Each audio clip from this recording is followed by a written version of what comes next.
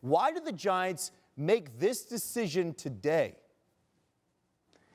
Well, the Giants like to be deliberate in what they do, and so they didn't want to do anything knee-jerk. They took a day. They talked to Joe Judge. They listened to Joe Judge. Dave Gettleman retired. I think that was probably a mutual decision. And the Giants have decided, based on everything, all their meetings with Judge the last couple of days, that it's better to move in a different direction at both GM and head coach. This is something they haven't done. Line up the two of them. They let Tom Coughlin go after the 2015 season. They kept GM Jerry Reese.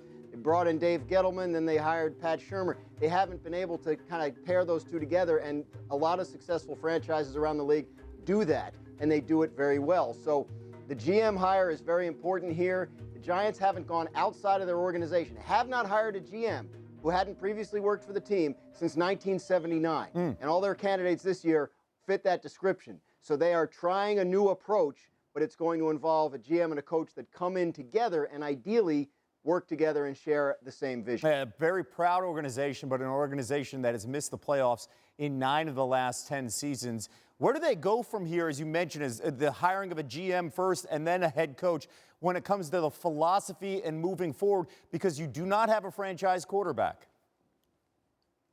Right, and so the GM and coach candidates are going to have to be aligned on what do you do about Daniel Jones, right? He's a former first-round pick. They have a first week of May deadline to decide whether to pick up his fifth-year option for 2023. So you'll know by then how committed they are to him or whether there's a different plan for the Giants at quarterback. It's a roster that needs work. It needs work on the offensive line. It needs work on defense. A lot of picks, a lot of free agent signings haven't worked out. So whoever comes in is going to have a lot of work to do. And I think that's the key thing to watch. As they interview GM candidates and then they interview head coach candidates, they're looking for a package deal.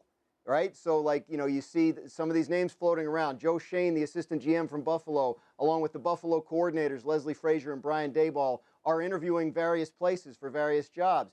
Is it possible to get two people from the same organization that can work together? I think that's the kind of thinking you have to try and follow with the Giants here over the next couple of weeks. And keep in mind, too, we're talking about a team that finished last when it came to offense. Under Joe Judge, they were abysmal. Dan, thank you so much with the very latest on Joe Judge getting fired. Thanks for watching ESPN on YouTube. For live streaming, sports, and premium content, subscribe to ESPN+.